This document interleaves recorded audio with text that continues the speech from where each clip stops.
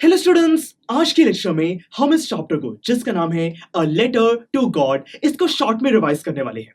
तो दोस्तों देखिए, इस कहानी की शुरुआत कुछ ऐसे होती है कि इसमें एक कैरेक्टर है लेंचो। वो जो लेंचो है एक फार्मर है। दोस्तों उसने अपने फार्म में मक्के की जो क्रॉप है उसको उगाया हुआ है। लेंचो की फैमिली भी है, एक बहुत ही बड़ी वैली में इनका छोटा सा घर है और उस पूरी वैली में सिर्फ इन्हीं का घर है। दोस्तों पहाड़ की टॉप पर ये रहते हैं, वहां से बहुत अच्छा व्यू भी आता है।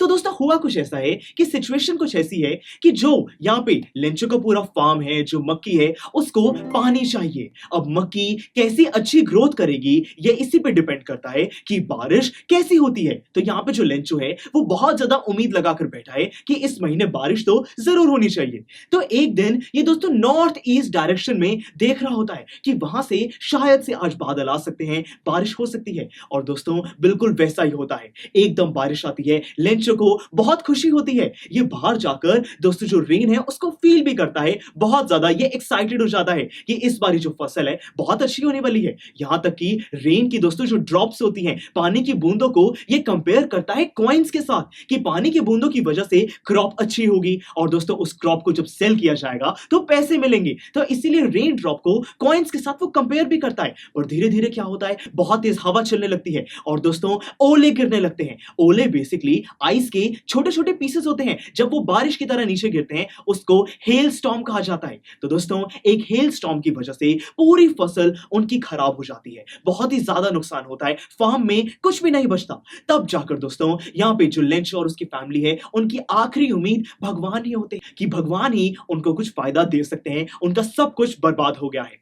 तब जाकर दोस्तों यहाँ पे जो लेंचो है वो एक संडे बैठकर एक पेपर पर लेटर लिखता है, भगवान से रिक्वेस्ट करता है कि वो उनको 100 पेसोस, दोस्तों पेसोस उनकी करेंसी है, कि उनको 100 पेसोस वो दे दें जिससे कि वो नई फसल उगा सके और आगे अपना खाना खा सके, उनकी फैमिली हंगर से, भूख से उनकी डेथ ना हो जाए। इतनी बुरी सिचुएशन है दोस्तों।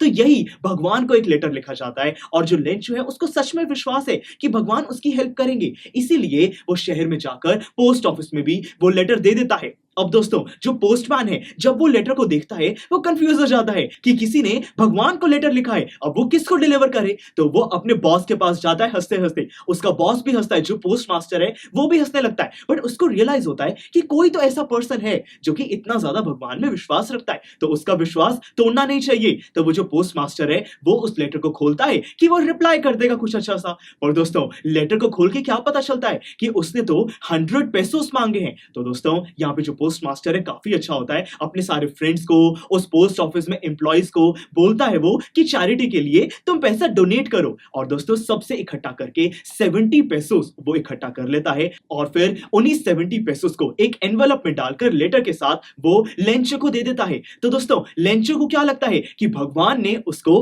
रिप्लाई दिया है, मतलब कि भगवान ने उसको लेटर दिया है और शायद से उसकी रिक्वेस्ट पूरी हो गई है। वो लेटर खोलता है, वहां पे दोस्तों उसको क्या पता चलता है, दोस्तों वैसे तो उसको बहुत ज्यादा अच्छा एक्साइटेड होना चाहिए कि उसको 70 पेसोस मिल गए, पर नहीं, उसको भगवान पर इतना ज्यादा कॉन्फिडेंस होता है कि भगवान तो उसकी मदद करेंगे ही। बल्कि दोस्तों एनवेलप खोलने के बाद, पैसे गिनने के बाद उसको गुस्सा आता है कि मैंने तो भगवान से 100 पेसोस मांगे थे, भगवान ने सिर्फ 70 पेसोस ही दिए। तो इसीलिए जो लेंचो है वो भगवान को एक और लेटर लिखता है। अपने नए लेटर में वो कहता है कि मुझे पिछले वाले लेटर का जो रिप्लाई था उसमें सिर्फ 70 पेसोस ही मिले हैं, मैंने तो 100 मांगे थे। तो वो कहता है कि जो भी बचा हुआ पैसा है वो मुझे आप सेंड कर देना, और इस बारी ये मेल के थ्रू सेंड मत करना, शायद से जो पोस्ट ऑफिस वाले लोग हैं वो चालाक हैं, मेरा पैसा वो निकाल रहे हैं, तो इसीलिए किसी और तरीके से मुझे पैसे दे देना। और दोस्तों यहीं पर कहानी खत्म हो जाती है। तो देखा यहाँ पे जो पोस्ट ऑफिस के लोग हैं और दोस्तों जो पोस्ट मास्टर है उन्होंने तो यहाँ पे लेंचो की कितनी ज्यादा मदद करी, भगवान बनके उसके लिए चैरिटी करी, 70 पेसोस दोस्तों उसको दिए। बट यहाँ पे लेंचो को क्या लग रहा है कि यही पोस्ट ऑफिस के लोग हैं जो कि भगवान के,